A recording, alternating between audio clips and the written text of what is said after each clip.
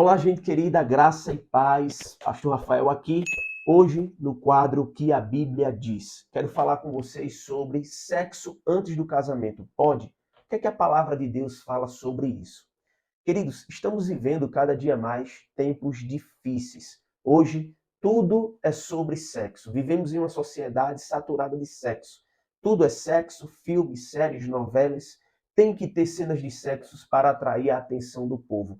O fato é que vivemos numa sociedade onde cada vez mais as pessoas estão mergulhadas na promiscuidade. É uma sociedade niilista, onde não há espaço para Deus. Como disse Nietzsche, Deus está morto e fomos nós quem o matamos. Ora, se Deus está morto, não existem valores morais absolutos. E como disse Dostoiévski, se Deus não existe, tudo me é permitido. Logo, o conceito de certo ou errado não existe. Por isso que as pessoas hoje em dia tanto faz fazer sexo antes do casamento ou depois do casamento. Como também disse Sartre, sem Deus e sua lei, devemos criar nossa própria lei. E é assim que as pessoas vivem, buscando fazer as suas próprias leis a cada dia. Mas diante deste mundo, qual o dever do cristão? Ao olharmos para a palavra de Deus, o apóstolo Paulo, na sua primeira carta aos Tessalonicenses, no capítulo 4, nos versos 3 ao 5, diz: Pois esta é a vontade de Deus, a vossa santificação, que vos abstenhais da prostituição, que cada um de vós saiba possuir o próprio corpo em santificação e honra, não com desejo de lascívia, como os gentios que não conhecem a Deus. Em primeiro lugar, nós vemos que sexo antes do casamento é fornicação, é prostituição, portanto, é pecado. Em segundo lugar, a Bíblia também nos fala de um outro texto que se encontra em Hebreus capítulo 13, verso 4, que diz: Digno de honra entre todos seja o matrimônio, bem como o leito sem mácula, porque Deus julgará os impuros e adúlteros. Nesse texto, nós vemos que o sexo fora do casamento também é pecado. Então, nós temos aqui o sexo antes do casamento é fornicação e o sexo fora do casamento é pecado, é adultério. Então, quando falamos de sexo, precisamos entender que a sexualidade envolve o que há de mais íntimo na vida do ser humano.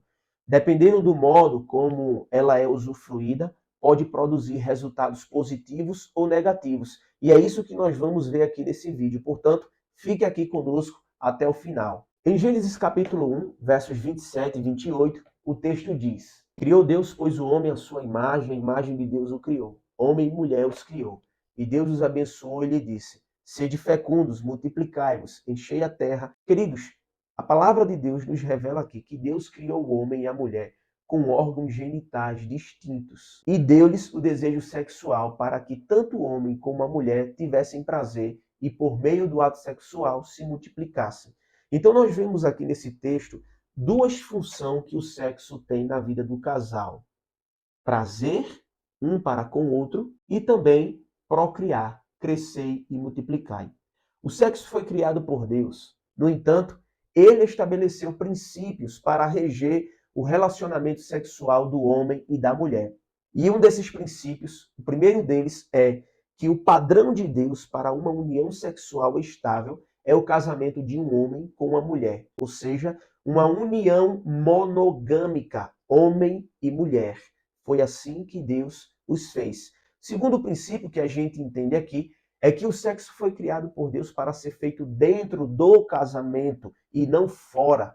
Antes do casamento é fornicação, é pecado.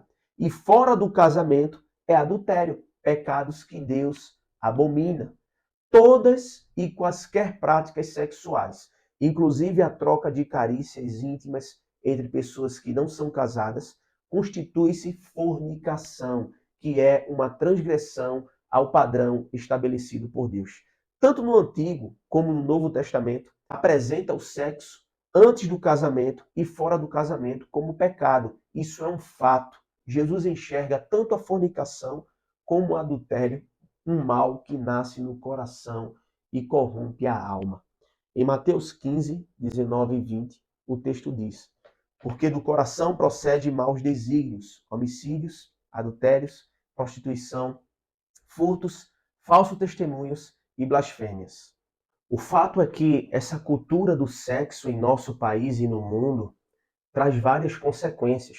Para os adolescentes e jovens, sentimentos de culpa, medo, revolta, faz com que adolescentes e jovens se tornem pais precocemente, sem a devida maturidade para assumir a responsabilidade da paternidade, contribui para a propagação de doenças sexualmente transmitíveis, como, por exemplo, a AIDS. Além disso, todos os fornicários cometem prostituição e não herdarão o reino de Deus, como diz Apocalipse 21, versículo 8.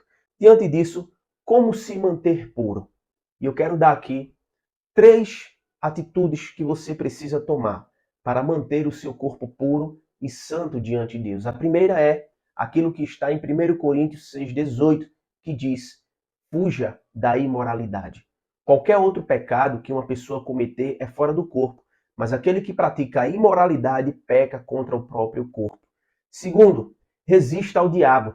Tiago capítulo 4, versículo 7 diz: sujeitai-vos, portanto, a Deus, mas resisti ao diabo, e ele fugirá de vós. Terceiro, busque a ajuda de Deus. Primeira carta de Paulo aos Coríntios, capítulo 10, versículo 13, ele diz: não vos sobreveio tentação que não fosse humana, mas Deus é fiel e não permitirá que sejais tentados além das vossas forças. Pelo contrário, juntamente com a tentação, vos proverá livramento, de sorte que a possais suportar. Eu quero aqui lhe dar alguns conselhos para você que não tem um cônjuge, para você que ainda está solteiro e aguardando uma resposta do Senhor. Em primeiro lugar, ore e peça a Deus que lhe dê um companheiro a quem você ame e seja fiel.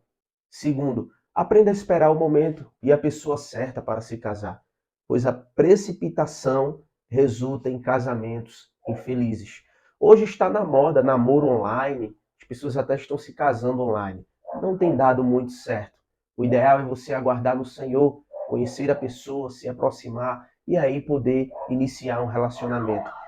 Terceiro lugar, enquanto você é solteiro e não tem as responsabilidades conjugais, dedique-se ao Senhor. Aproveite o tempo que você tem para servi-lo. Santifique o seu corpo para não ficar vulnerável às investidas de Satanás e aos desejos da carne, para que os seus impulsos sexuais sejam mantidos sob o total domínio do Espírito Santo.